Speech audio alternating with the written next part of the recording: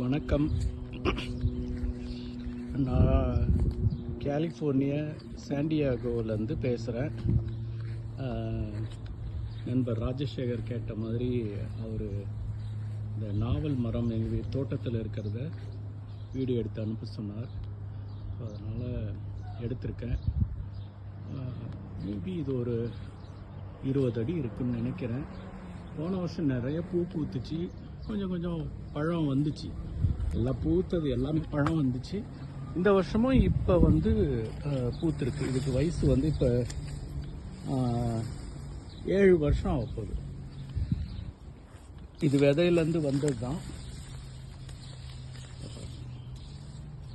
பூ இப்போ நிறையா அதை இது மாதிரி பல்பாக இருக்குது.